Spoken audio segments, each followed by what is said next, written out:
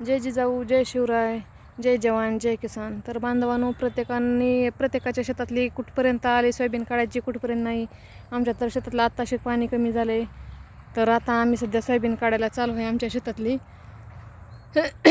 तर की आपल्याला लवकरात लवकर कामं उरकून घ्यायचे तर बांधवांनो. आणि आपल्याला आता दिवाळीच्या नंतर आपल्याला शेतकऱ्यासाठी लढा उभा करायचा आहे की सरसंगट कर्जमाफी कशी होत नाही, किंवा शेतकऱ्याला न्याय कसा भेटत नाही, शेतकऱ्याच्या मालाला भाव कसा भेटत नाही, हे आपल्याला संघर्ष करून मालाला भाव मिळवून घ्यायचा आहे. किंवा सरसंगट कर्जमुक्ती असेल किंवा काय असेल, जो शेतकऱ्यावर अन्याय होत आहे त्याला आपल्याला वाचा फोडण्याचं काम करायचं आहे. त्याच्यामुळं दिवाळीपर्यंत प्रत्येकाने आपल्या शेतातली कामं उरकून घ्यावी.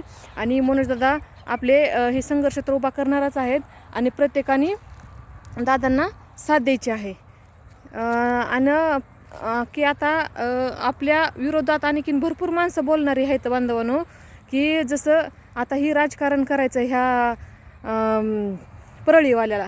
तर त्याचं म्हणणं येईल की मनोजदादांनी की मराठी समाजात आणि ओबीसी समाजात फूट पाडली, असं तसं काय काय, म्हणजे त्याला आता की राजकीय डाव साधून घ्यायचा आहे. आता इलेक्शन ही ते जवळ येते, तसं आता ही बिळातून नाग बाहेर निघायला लागला आहे. तर आपण सुद्धा सावध व्हायचं आहे आणि मनोजदादांना खंबीरपणे साथ द्यायचे बांधवांनो.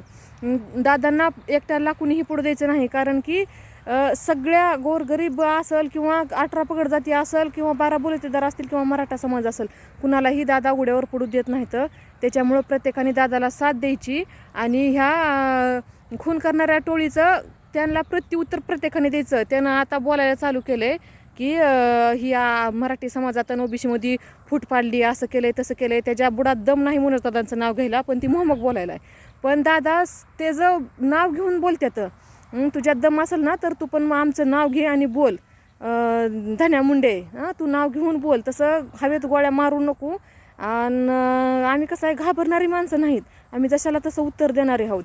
आता ज्ञानेश्वरी मुंडेताई कुण्या समाजाचे तरी देखील आमच्याच मनोजदादांनी त्यांना माझी बहीण म्हणून त्यांना स्वीकार केलं आणि त्यांना देखील न्याय भेटवून दिला. ही गोरगरिबांचा वाली कष्टकऱ्यांचा कैवारी संघर्ष होता मनोज जरांगे पाटील. त्यामुळे तू किती जरी बडबड केली आणि काय जरी केलं तरी त्याचा फायदा नाही. जय जिजाऊ, जय शिवराय, जय जवान, जय किसान.